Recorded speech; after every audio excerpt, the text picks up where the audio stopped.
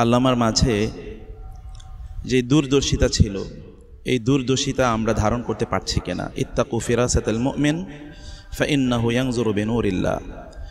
একজন মুমিনের দূরদর্শিতা আছে, কারণ তিনি আল্লাহর নূর দিয়ে দেখেন। এই দূরদর্শিতা আমাদের মধ্যে কতটুকু ডেভেলপ করতে পারছি আমরা, এটাই তো হচ্ছে রিয়েল ইনহেরিটেন্স। উত্তরাধিকার কি? উত্তরাধিকার তো হলো জ্ঞান। ইন্নামা নুয়াররিসুল ইলমা। তো রাসূল ইসলাম তো ইলম রেখে গেছেন, সেটা আমরা কতটুকু ধারণ করতে পারছি।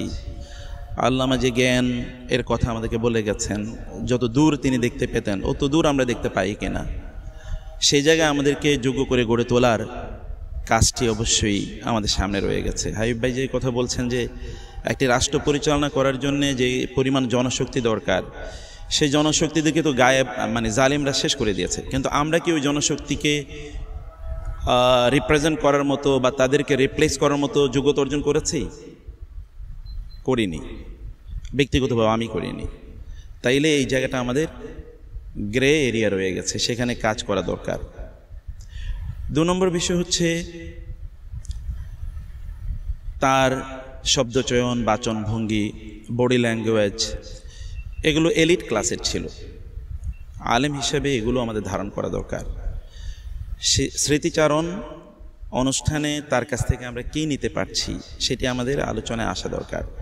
অনেক সময় আরেকবার স্মৃতিচারণে ওই জায়গায় আমি কয়েকটি বিষয় বলেছিলাম, তোমাদের এই কথাগুলোও ছিল যে একজন মানুষ কতটা আল্লাহওয়ালা হলে তার কথায় আলেমরা অনুপ্রাণিত হয় এবং আলেমদের চোখের পানি পড়ে। কত হাজার মাহফিলে আলেমরা কেঁদেছেন, এর তো কোনো ইয়ত্তা নাই। আমি নিজেই যে কত মাহফিলে কেঁদেছি এটা তো আমি জানি না। মাদ্রাসায় পড়তাম, তরতাজা নলেজ, একেবারে জ্ঞানে হয়তো বা টইটুম্বের এরকম একটা অবস্থায় গিয়েছি। আসার সময় মনে হলো তো কিছুই তো শিখে নেই, ওনার কাছ থেকে আজকে নতুন করে শিখলাম, এরকম মনে হচ্ছে। কিন্তু হয়তো বা ওই সাধারণ কথাগুলি তিনি বলেছেন, কিন্তু অসাধারণ ভঙ্গিমায় এবং অসাধারণ ভালোবাসা দিয়ে, হৃদয় দিয়ে কথা বলেছেন। এই উই আর মিসিং দ্যাট হৃদয়। আলেমদের কথাবার্তায় ওই হৃদয়ের প্রতিধ্বনি হয়তোবা নাই, যেমন আমার কথায় নাই, আমি মনে করি অনেকের কথায় সেটা হয়তোবা মিসিং আমার মনে হয়। এটি আমাদের দেখা দরকার বা এটা আমাদের জানা দরকার। 3 নম্বর যে বিষয়টি তা হলো যে তার কি স্বপ্ন ছিল, সেটা আমি মাসুদ ভাইকেও বলেছি এবং শামীম ভাইকেও বলেছি যে ওনার স্বপ্ন যা ছিল সেই স্বপ্নটা লিখিত আকারে আসুক। বিশেষ করে ওনার প্রতিষ্ঠানগুলো, আমি জানি না এখন কী অবস্থায় আছেন, সেই প্রতিষ্ঠানগুলোকে বাংলাদেশের জন্য এক্সাম্পলারি প্রতিষ্ঠান হিসেবে তৈরি করা দরকার। এত আলেমরা আছে, সেগুলোকে তৈরি করতে হবে। ওনার মাদ্রাসাগুলো, বাড়িতে যা আছে এগুলো আপনারাই তখন বলেছেন এগুলো ওয়াকফ করে দেবেন। সেখানে একটা বিশ্ববিদ্যালয় হলো না, হবে না কেন? এখন তো এনভায়রনমেন্ট ইজ পজিটিভ, এখন আমরা যা মনে চাই তাই বলতে পারি, বা আপনারা যা মনে চান তাই বলতে পারেন, আলেমরা যা মনে চায় তাই বলতে পারে। এখন কেউ আর মুখ অথবা গলা টিপে ধরার মতো কেউ নাই আল্লাহর রহমতে, আপাতত নাই। আমরা জানি না what will happen in future, কিন্তু এখন তো নাই কমপক্ষে। এই জায়গায় আপনার একটা ইউনিভার্সিটি তার নামে, একটা ইউনিভার্সিটি তার নামে হোক, আপনার এলাকায় হোক, ওই অঞ্চলকে আলোকিত করতে হবে, একটা ইসলামিক ইউনিভার্সিটি হোক। আল জামে আল ইসলামিয়া, এটা মদিনা ইউনিভার্সিটির আদলে, অথবা আল আজহারের জামেতুল আজহারের আদলে, অথবা উম্মুল কোরার আদলে একটা ইউনিভার্সিটি হোক। সে উদ্যোগ নেন, এখানে কোটি কোটি মানুষ আছে। কারণ 10 টাকা করে দিলে তো 1 কোটি মানুষ, 10 টাকা করে দিলে কত কোটি টাকা ওঠে? 10 কোটি টাকা ওঠে কমপক্ষে। 10 কোটি টাকা লাগে না একটা বিশ্ববিদ্যালয় করতে, আমরা যেটা জানি।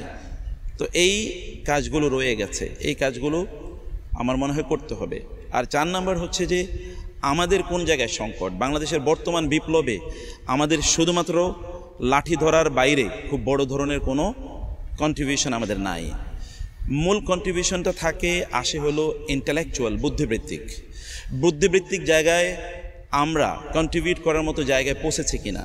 বাংলাদেশে যারা বুদ্ধিবৃত্তিক জায়গায় আমাদেরকে চ্যালেঞ্জ করে, তাদের ওই জায়গায় আমরা কতটুকু আছি, আমরা কতটুকু তাদেরকে বলতে পারছি যে ওই জায়গায় আমরা কতটুকু করতে পারছি কিনা। তাহলে বুদ্ধিবৃত্তিক একটা সার্কেল তৈরি করা দরকার। এটা আল্লামা সাঈদী বুদ্ধিবৃত্তিক সার্কেল বা স্টাডি সার্কেল এরকম নামে 50 জন লোক আপনারা নেন, তাদেরকে প্যাট্রোনাইজ করেন, তাদেরকে বলেন ইন্টারন্যাশনাল ইন্টেলেকচুয়ালস থিঙ্কার যারা আছে তাদেরকে নিয়ে তাদেরকে ডেভেলপ করেন, যেন আফটার 20 ইয়ার্স আর আফটার 10 ইয়ার্স আমরা এমন একটা প্রজন্ম তৈরি করতে পারি যে প্রজন্ম রাষ্ট্রের যে কোনো জায়গায় তাদেরকে যদি আমরা দায়িত্ব দিতে চাই তাহলে তারা দায়িত্ব নিতে পারবেন।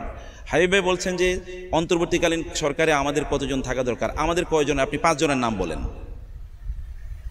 5 জনের নাম বলেন যে 5 জন ওইখানে ইন্টারন্যাশনাল ইস্যুগুলোকে ট্যাকল দিতে পারবে।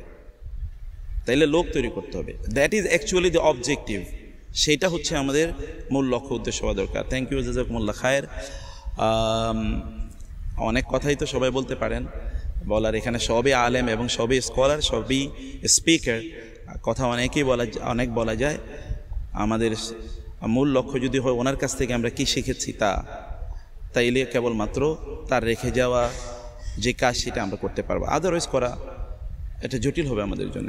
জাযাকুমুল্লাহ খায়ের। আসসালামু আলাইকুম রহমতুল্লাহ।